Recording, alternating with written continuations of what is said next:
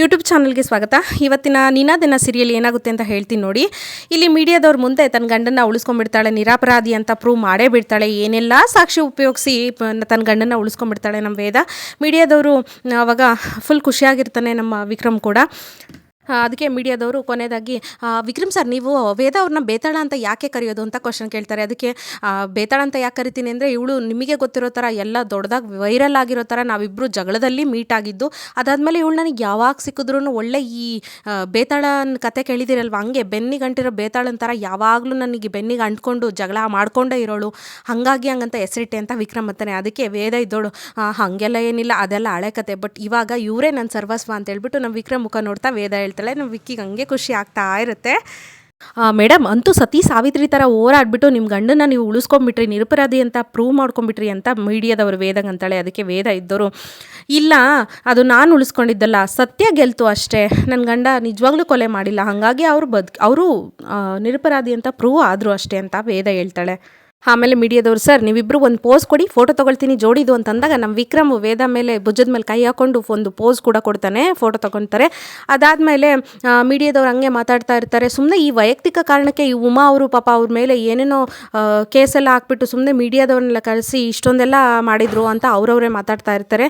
ಸರಿ ಬನ್ನಿ ಹೊರಗಿಂದೆಲ್ಲ ಕವರೇಜ್ ಮಾಡ್ಕೊಳ್ಳೋಣ ಅಂತ ಹೊರಗೆ ಹೋಗ್ತಾರೆ. ಅಲ್ಲಿ ಉಮಾ ಇರ್ತಾಳೆ. ಅಲ್ಲಿಗೆ ಈ ವೇದ ವಿಕ್ರಮ್ ಬರ್ತಾರೆ. ವೇದ ಸಾರಿ ಕೇಳ್ತಾಳೆ ಅವ್ರ ಅಮ್ಮನ ಹತ್ರ, ನಿನ್ನ ಮನಸ್ಸಿಗೆ ನೋವು ಮಾಡಬೇಕು ಅಂತ ನಾನು ಈ ಥರ ಮಾಡಲಿಲ್ಲ ಅಮ್ಮ, ನನ್ನ ಗಂಡ ಇದು ಯಾವ ಕೊಲೆನೂ ಅಂದರೆ ಇದು ಯಾವ ತಪ್ಪು ಮಾಡಿಲ್ಲ ಅಂತ ಹೇಳ್ಬಿಟ್ಟು ನಾನು ನಿರೂಪಿಸ್ಕೋಬೇಕಿತ್ತು, ಹಾಗಾಗಿ ಸತ್ಯನ ಹುಡುಕು ಹೊರಟೆ ನಾನು ಅಷ್ಟೇ, ನಿನ್ನ ಮನಸ್ಸಿಗೆ ನೋವಾಗಬೇಕು ಅಂತ ಹೇಳ್ಬಿಟ್ಟು ನಾನು ಇದು ಯಾವುದನ್ನು ಮಾಡಿಲ್ಲ ಅಂತೇಳಿ ಅಂತಿರ್ತಾಳೆ. ಅಲ್ಲಿಗೆ ಈ ಮನೆಯಾಳ ದೇವಕ್ಕೆ ಅಲ್ಲೇ ಇರ್ತಾಳೆ.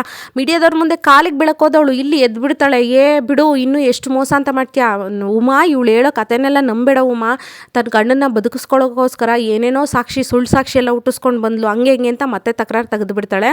ಆವಾಗ ವಿಕ್ರಮ್ಗೂ ಸ್ವಲ್ಪ ಕೋಪ ಬರುತ್ತೆ. ಇಷ್ಟೊತ್ತು ಬಾಯಿ ಮುಚ್ಕೊಂಡು ಸುಮ್ಮನಿದ್ದನು ಅವನು ಕೂಡ, ಸುಮ್ಮನಿರಿ, ಯಾಕ್ರಿ ಏನೇನೋ ಅನ್ನೋದು ವೇದಂಗೆ ಅಂತ ವಿಕ್ರಮ್ ಸ್ಟಾರ್ಟ್ ಮಾಡ್ತಾನೆ. ಅವಾಗ ಸುಮ್ಮನಿರು ವಿಕ್ರಮ್ ಅಂತ ವೇದ ಮತ್ತೆ ಸುಮ್ಮನೆ ಮಾಡ್ತಾಳೆ. ಹಂಗಲ್ಲ ವೇದ, ಸುಮ್ಮನಿರು ನೀನು, ಮೀಡಿಯಾದವ್ರ ಮುಂದೆ ನನ್ನ ಕಾಲಿಗೆ ಬೀಳಕ್ಕೆ ಬಂದರೂ ನನ್ನ ಹಿಡ್ಕೊಡ್ಬೇಡಿ, ನನಗೇನು ಮಾಡಬೇಡಿ ಅಂತ ಹೇಳ್ಬಿಟ್ಟು ಇವಾಗೇನು ಹಿಂಗೆ ಮಾತಾಡ್ತಿರೋದು ಅಂತ ವಿಕ್ರಮ್ ಅಂತಾನೆ. ಹಂಗಲ್ಲ ವಿಕ್ರಮ್, ನೀವು ಸುಮ್ಮನೆ ರೀ, ನಾನು ಈ ನಮ್ಮ ಚಿಕ್ಕಮ್ಮಗೋಸ್ಕರ ನಾನು ಇದನ್ನೆಲ್ಲ ಪ್ರೂವ್ ಮಾಡಲಿಲ್ಲ, ನನ್ನ ಅಪ್ಪ ಅಮ್ಮಂಗೋಸ್ಕರ ನಾನು ಇದನ್ನು ಪ್ರೂವ್ ಮಾಡಬೇಕಿತ್ತು, ನಮ್ಮ ಅಪ್ಪ ಅಮ್ಮ ನನ್ನನ್ನು ನಂಬೇಕಿತ್ತು, ಇವಾಗ ನಂಬಿದ್ದಾರೆ, ನೀವು ಸುಮ್ಮನೆ ರೀ ಅಂತಂದಾಗ, ಅಮ್ಮ ಪ್ಲೀಸ್ ಅಮ್ಮ, ದಯವಿಟ್ಟು ನನ್ನ ಮಾತು ಕೇಳಮ್ಮ, ಕ್ಷಮಿಸು, ಹಂಗೆ ಹಿಂಗೆ ಅಂತ ಪಾಪ ನಮ್ಮ ವೇದ ತುಂಬ ಸಾರಿ ಕೇಳಕ್ಕೆ ಟ್ರೈ ಮಾಡ್ತಿರ್ತಾಳೆ. ಇನ್ನೂ ಒಂದು ಕಡೆ ಮುಖ ಮಾಡಿಕೊಂಡು ಮುಂಗೆ ಬೇಜಾರು, ತಪ್ಪು ಮಾಡಿಬಿಟ್ಟೆ ನಾನು ಅನ್ನೋ ಬೇಜಾರು ಇರುತ್ತೆ. ನಿನ್ನ ಬಾಯಲ್ಲಿ ಅಮ್ಮ ಅನ್ನಿಸ್ಕೊಳ್ಳೋ ಯೋಗ್ಯತೆ ಕಳ್ಕೊಂಬಿಟ್ಟೆ ಮಗಳೇ ನಾನು ಅಂತ ಹಂಗೆ ಪಾಪ ಬೇಜಾರು ಮಾಡ್ಕೊಂಡು ಅಲ್ಲಿಂದ ಹೋಗ್ಬಿಡ್ತಾಳೆ. ಏನು ಪಾಪ ಇದು, ನಾನು ಇಷ್ಟೊಂದೆಲ್ಲ ವಿಕ್ರಮ್ ಕೊಲೆ ಮಾಡಿಲ್ಲ ಅಂತ ನಾನು ಪ್ರೂವ್ ಮಾಡಿದ್ಮೇಲೂ ಇವ್ರು ನನ್ನನ್ನು ಕ್ಷಮಿಸಕ್ಕೆ ರೆಡಿ ಇಲ್ವಲ್ಲ, ಏನು ಪಾಪ ಇದು ಅಂತ ಜಯಪ್ರಕಾಶ್ಗೆ ಕೇಳ್ತಾಳೆ. ದೇವಕಿ ಕೂಡ ಹಿಂದೆ ಓಡೋಗಿರ್ತಾಳೆ ಉಮ್ಮುನಿಂದೆ. ಇನ್ನೊಂದು ಕಡೆ ಆ ನ್ಯೂಸ್ನೆಲ್ಲ ಮನೆಯವರೆಲ್ಲ ಕೂತ್ಕೊಂಡು ನೋಡ್ತಾ ಇರ್ತಾರೆ. ಇಲ್ಲಿ ಶಕುಂತಲ, ದಾಮೋದರನ ತಂದೆ, ಬಾಲಮುನ್ನ, ವೀರ ಎಲ್ಲರೂ. ಆವಾಗ ಖುಷಿ ಆಗ್ಬಿಡುತ್ತೆ, ನಮ್ಮ ವೇದ ಅವನು ನಿರಪರಾಧಿ ಅಲ್ಲ ಅಂತ ಪ್ರೂವ್ ಮಾಡಿದ್ದು ವೈಶುಗೆ. ಅಂತೂ ಇಷ್ಟೊತ್ತೆಲ್ಲ ವೇದ ಇಂಥವಳು ಅಂತ ಯಾರೋ ತುಂಬ ಇಲ್ಲಿ ಬೈಕೋತಾ ಇದ್ರು, ಇವಾಗೇನು ಹೇಳ್ತಾರೋ ಅಂತ ಉರಿಸ್ಬಿಡ್ತಾಳೆ ದಾಮೋದರಂಗೆ, ವೀರಂಗೆ. ಅವಾಗ ಬಾಲಮುನ್ನ, ನಮ್ಮ ಅತ್ತಿಗೆ ಅಂದರೆ ನನಗೆ ನಮ್ಮನೆ ನಂದಾದೀಪ, ನಮ್ಮನೆ LED ಬಲ್ಪು, ಹಾಗೆ ಹಿಂಗೆ ಅಂತೇಳಂತಾರೆ. ವೇದ ಹಂಗೇನೆ, ಅವಳು ಯಾವತ್ತೂ ಬಿಡಲ್ಲ ಮಾವ, ಅವಳು ತುಂಬ ಗಟ್ಟಿಗಿತ್ತಿ ಮಾವ, ಅವಳು ಗಟ್ಟಿಗಿತ್ತಿ ಆಗಿರೋದಕ್ಕೆ ನಾನು ನಿಮ್ಮ ಮಗನ್ನ ಬಿಟ್ಟು ಓಡೋದಂಗೆ ಅವಳು ಓಡೋಗಲಿಲ್ಲ, ನನ್ನ ಮಗನಲ್ಲಿರೋ ಕೆಟ್ಟ ಗುಣನೆಲ್ಲ ಹಳಿಸಾಕಿ ಅವನನ್ನು ದಾರಿಗೆ ತಂದು ಅವನನ್ನು ಒಳ್ಳೆಯವನಾಗಿ ಮಾಡಿದ್ಲು ಅಂತ ಶಕುಂತಲ ಅಂತ ಇರ್ತಾಳೆ. ಎಲ್ಲರೂ ಗುಣಗಾನ ಮಾಡ್ತಿರೋದನ್ನು ನೋಡಿ ದಾಮೋದರನಿಗೆ ಸ್ವಲ್ಪ ತಿಕ್ಲತ್ತಿ, ಸಾಕು ನಿಲ್ಲಿಸ್ತೀರಾ, ಏನು ಅವಳಿಲ್ಲ, ಏನು ಅವಳೇ ಊರಿಗೆ ಬೆಳಕು ಅನ್ನೋ ಥರ ಮಾತಾಡ್ತಿದ್ದೀರಾ ಎಲ್ಲರೂ, ಅವಳಿಲ್ಲ ಅಂದರೆ ಏನು ಆಗ್ತಿರ್ಲಿಲ್ಲ ಅನ್ನೋ ಥರ. ಹೌದಲ್ವಾ, ನಿಜ ಅಲ್ವಾ, ವೇದ ಇದ್ದಿದ್ದಕ್ಕೆ ಇದೆಲ್ಲ ಆಗಿದ್ದು, ಅವಳು ಇದ್ದಿದ್ದಕ್ಕೆ ಅವ್ನು ನಿರಪರಾಧಿ ಅಂತ ಪ್ರೂವ್ ಆಗಿದ್ದು ಅಂತ ಶಕುಂತಲ ಅಂತಾಳೆ. ಅದಕ್ಕೆ ಇಷ್ಟೊಂದೆಲ್ಲ ಓವರ್ ಆಗಿ ಹೀರೋಯಿನ್ ಥರ ಮಾಡೋ ಅಗತ್ಯ ಇರಲಿಲ್ಲ, ವಿಷಯನ ಸೀಕ್ರೆಟಾಗೆ ಹ್ಯಾಂಡ್ಲ್ ಮಾಡ್ಬೋದಿತ್ತು ಅಂತ ದಾಮೋದರ ಅಂತಾನೆ. ಅದಕ್ಕೆ ದಾಮೋದರನ ತಂದೆ ಇದ್ದನು, ಇಲ್ಲ ಕಣೋ ದಾಮೋದರ, ನ್ಯಾಯನ ಹಿಂಗೂ ಕೊಡಿಸ್ಬೋದು ಅಂತ ನನಗೆ ಈ ಹುಡುಗಿನ ನೋಡಿದ್ಮೇಲೆ ನನಗೂ ಅನ್ನಿಸ್ತಿರೋದು, ನನಗೂ ಹೆಮ್ಮೆ ಅಂತ ಅನ್ನಿಸ್ತಿದೆ ಅಂತ ತಾತ ಕೂಡ ಒಪ್ಕೊಂತಾರೆ. ವೀರ, ಪಾಪ ನನಗೂ ಯಾಕೋ ವೇದ ಮಾಡಿದೆ ಸರಿ ಅಂತ ಅನ್ನಿಸ್ತಿದೆ ಅಂತ ನಾವು ವೀರನೂ ಕೂಡ ಒಪ್ಕೊಂತಾನೆ. ಬಾಲಮುನ್ನವಂತೂ, ಆಹಾ, ಇವತ್ತು ಅದಕ್ಕೆ ಅಣ್ಣ ಬಂದಿದ ತಕ್ಷಣ ಅವರಿಗೆ ನನ್ನ ಕೈಯಾರ ಪಾಯಸ ಮಾಡ್ಕೊಡ್ತೀನಿ ಅಂತ ಬಾಲ ಅಂತಾನೆ. ಅದಕ್ಕೆ ಮುನ್ನ ಇದ್ದವನು, ಫಸ್ಟು ಅದಕ್ಕೆ ಬಂದಿದ ತಕ್ಷಣ ಪಾಯಸ ಹೆಂಗೆ ಮಾಡೋದು ಅಂತ ಫಸ್ಟ್ ಕೇಳ್ಕೊಂಡು ಮಾಡು, ಆಮೇಲೆ ಪಾಯಸ ಮಾಡೋಕ್ಕೋಗಿ ಪಾಷಾಣ ಮಾಡಿಕೊಟ್ಬಿಟ್ಟಿಯಾ ಅಂತ ಎಲ್ಲ ಫುಲ್ಲು ಖುಷಿ ಪಡ್ತಾರೆ. ಶಕುಂತಲ ಕೂಡ ನನ್ನ ಸೊಸೆಯಿಂದನೇ ಇದೆಲ್ಲ ಸಾಧ್ಯ ಆಗಿದ್ದು ಅಂತ ಅವಳು ಕೂಡ ಖುಷಿ ಪಡ್ತಾಳೆ. ಇಲ್ಲಿ ಹುರ್ಕೊಂತಾ ಇರೋದು ನಮ್ಮ ದಾಮೋದರ ಒಬ್ಬನೇ. ಹಾಗೆ ನಮ್ಮ ವೇದ ಮತ್ತು ವಿಕ್ರಮ್ ಅಲ್ಲಿಂದ ನಡ್ಕೊಂಡು ಬರ್ತಾ ಇರ್ತಾರೆ ರೋಡಲ್ಲಿ. ಆವಾಗ ಥ್ಯಾಂಕ್ ಯು ಸೋ ಮಚ್ ಕಣೆ ವೇದ, ನನ್ನನ್ನು ನೀನು ಉಳಿಸ್ಬಿಟ್ಟೆ, ಇವತ್ತು ನನ್ನ ಉಳಿಸಿದ್ದಲ್ದಿರ ನನ್ನ ಮಾನ ಮರ್ಯಾದೆ ನನ್ನ ಫ್ಯಾಮಿಲಿ ಎಲ್ಲನೂ ಉಳಿಸ್ಬಿಟ್ಟೆ ಮೀಡಿಯಾದವ್ರ ಮುಂದೆ ಅಂತ ನಮ್ಮ ವಿಕ್ರಮ್ ಅಂತಾನೆ. ಅಯ್ಯೋ ಅದಕ್ಕೆ ಯಾಕೋ ಥ್ಯಾಂಕ್ಸ್ ಹೇಳ್ತೀಯಾ, ನಾನು ನಿನ್ನ ಹೆಂಡ್ತಿ ಕಣೋ, ಇದೆಲ್ಲ ನನ್ನ ಕರ್ತವ್ಯ ಕಣೋ ಅಂತ ವೇದ ಅಂತಾಳೆ. ಏನಂದೆ ನಾನು ಹೆಂಡ್ತಿನ, ಅದು ಮಿಸ್ಸಾಗಿ ಹೇಳ್ದೆ ಅಂತ ವೇದ ಹೇಳ್ತಾಳೆ. ಅಲ್ಲ ಕಣೆ, ನೀನೇನೋ ಹೆಂಡ್ತಿ ಅಂತ ಹೇಳೋಕ್ಕೆ ಯಾಕೆ ಇಷ್ಟೊಂದು ಮುಜುಗರ ಮಾಡ್ಕೋತೀಯ? ಬೇರೆ ಹೆಂಡ್ತಿಯವ್ರ ಥರ ಇದೆಯೇನೆ ನೀನು?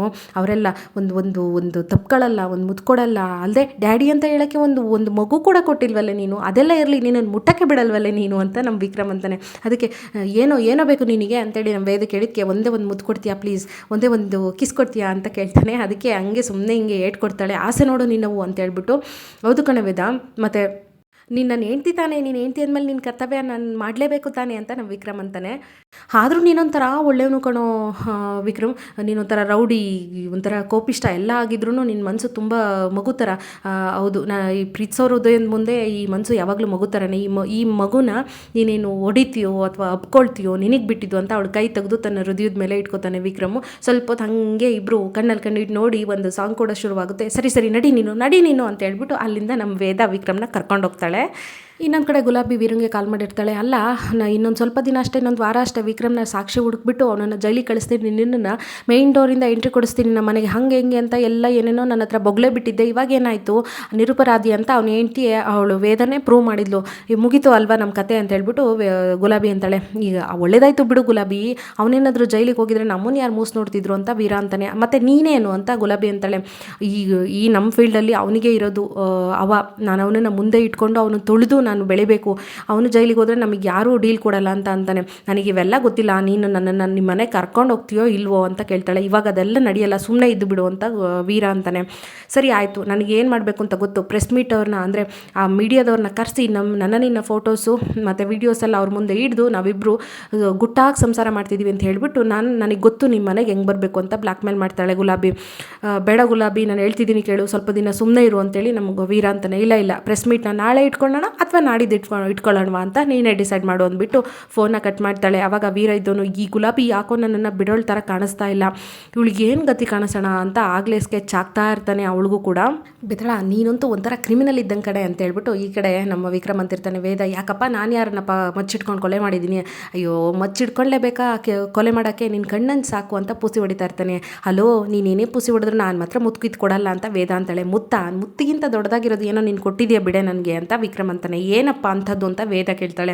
ಪ್ರೀತಿ, ನಂಬಿಕೆ, ವಿಶ್ವಾಸ ನೀನು ನನಗೆ ಕೊಟ್ಟಿದೆಯಾ, ಏನು ಹೇಳ್ತಿದ್ದೆ ವಿಕ್ರಮ್ ಅಂದಾಗ, ಹೌದು ನಮ್ಮ ಅಪ್ಪನೇ, ಮಗನೇ ನೀನು ಎದುರುಬೇಡ, ನೀನು ಈ ಕೇಸಿಂದ ನಾನು ಕಾಪಾಡ್ತೀನಿ ನಿನ್ನ ಅನ್ನೇ ಹೊರ್ತು ನನ್ನ ಮಗ ಈ ತಪ್ಪು ಮಾಡಿರಲ್ಲ, ನಿನ್ನ ಮೇಲೆ ನನಗೆ ನಂಬಿಕೆ ಇದೆ, ಈ ಥರ ಅನ್ನಲೇ ಇಲ್ಲ. ಬಟ್ ನೀನು ಈ ಥರ ಮಾಡಿರಲ್ಲ, ನಾನು ನಿನ್ನ ಬೆನ್ನಿಂದ ಇರ್ತೀನಿ, ನನಗೆ ಗೊತ್ತು ನೀನು ಕೋಪಿಷ್ಟ ಇರ್ಬೋದು, ನೀನು ಈ ಕೊಲೆ ಮಾಡಿರೋಕ್ಕೆ ಸಾಧ್ಯನೇ ಇಲ್ಲ ಅಂತ ನನ್ನನ್ನು ನಂಬಿದೆ. ನೀನು ತುಂಬ ಕ್ರಿಮಿನಲ್ ಕಣೆ, ಹೆಂಗೆ ಸುಬ್ಬಣ್ಣನ ಹೇಳಿಕೆ, ವಾರ್ಡನ್ ಹೇಳಿಕೆ ಎಲ್ಲದನ್ನು ಟ್ಯಾಲಿ ಮಾಡಿ ಪೊಲೀಸವ್ರಿಗಿಂತ ಹೆಂಗೆ ನೀನು ವಾದ ಮಾಡಿಬಿಟ್ಟೆ, ಅಲ್ಲದೆ ಆ ಬಡ್ಡಿ ದೇವಕ್ಕೆ ಅಂತೂ ಫುಲ್ ನಡುಗಾಕ್ಸ್ಬಿಟ್ಟೆ ನೀನಂತೂ ಅಂತ ಅದು ಹೊಗಳ್ತಾ ಇರ್ತಾನೆ. ನೆಕ್ಸ್ಟ್ ಟೈಮ್ ಏನಾದರೂ ಕೇಸ್ ಆದರೆ ನನಗೆ ಲಾಯರೇ ಬೇಡ ಕಣೆ ವೇದ, ನೀನೇ ಸಾಕು ಅಂತ. ಓಹೋ, ಅಂದರೆ ಏನು ನೆಕ್ಸ್ಟು ಇನ್ನೊಂದು ಏನಾದರೂ ಆ ಥರದ್ದು ಎಡವಟ್ಟು ಮಾಡ್ಕೊಂಬರ್ತೀನಿ, ಅದನ್ನು ಕೂಡ ಹಿಂಗೆ ಮಾಡು ಅಂತ ಇಂಡೈರೆಕ್ಟಾಗಿ ಇಂಟ್ ಕೊಡ್ತಿದ್ಯಾ ಅಂತ ವೇದ ಅಂತಲೇ. ಅಯ್ಯಪ್ಪ ಹಂಗಲ್ಲಮ್ಮ ತಾಯಿ, ಅದ್ರ ವೇದ ನೀನು ಹೆಂಗೆ ಅಷ್ಟೊಂದೆಲ್ಲ ಸಾಕ್ಷಿ ಕಲೆಕ್ಟ್ ಮಾಡಿದೆ ಅಂತ ವಿಕ್ರಮ್ ಅಂದಾಗ ಪಟ್ ಅಂತ ಕಿವಿ ಮುಚ್ಕೊಂಡು, ಇವತ್ತು ನಾನು ಯಾವ ಕಲರ್ ಇಯರಿಂಗ್ಸ್ ಸಾಕಿದ್ದೀನಿ ಅಂತ ಹೇಳು. ಹೋಗೇ ನನಗೆ ಅದೆಲ್ಲ ನೆನ್ಪಿಟ್ಕೊಳ್ಳೋಕ್ಕಾಗಲ್ಲ ಅಂತಾನೆ. ಅದೇ ನೋಡು ಹುಡುಗಿಗಿರೋ ಸ್ಪೆಷಾಲಿಟಿ, ನಾವು ದಿನಾಂಕಗಳು, ಡೇಟ್ಗಳು, ಈ ಬಣ್ಣಗಳು, ಚಿಕ್ಕ ವಿಷಯ ಎಲ್ಲ ನೆನ್ಪಿಟ್ಕೊಳ್ತೀವಿ ವಿಕ್ರಮ್. ಹಂಗೆ ಕೊನೆಗೆ ಫೈನಲಿಗೆ ನಮ್ಮ ವಿಕ್ರಮು ಐ ಲವ್ ಯು ಬೇತಾಳ, ನಿನ್ನ ಪಕ್ಕ ಇದ್ದರೆ ನನಗೆ ತುಂಬ ಸೇಫಾಗಿ ಫೀಲ್ ಆಗುತ್ತೆ ಅಂತ ಹೇಳ್ತಿರ್ತಾನೆ. ಆಮೇಲೆ ಮಕ್ಕ ನೋಡಿ, ಅದು ನಾನು ಐ ಲವ್ ಯು ಅಂತ ಹೇಳಿದ್ರೆ ನೀನು ಐ ಲವ್ ಯು ಟೂ ಅಂತ ಹೇಳ್ತೀಯೇನೋ ಅಂದ್ಕೊಂಡು ಹೇಳ್ದೆ ಅಂತ ಅಂತಾನೆ. ಹಂಗೆ ಪಕ್ಕಕ್ಕೆ ತಿರ್ಕೊಂಡು ಸ್ಮೈಲ್ ಮಾಡ್ತಾ ನಗ್ತಾ ಹಂಗೆ ಹೋಗ್ತಾಳೆ ನಮ್ಮ ವೇದ. ಇದಿಷ್ಟು ನೋಡಿ ಇವತ್ತಿನ ಸಂಚಿಕೆ. ಇನ್ನೊಂದು ಸಂಚಿಕೆಯಲ್ಲಿ ಮತ್ತೆ ಸಿಗೋಣ. Thank you so much and bye ಎಲ್ರಿಗೂ.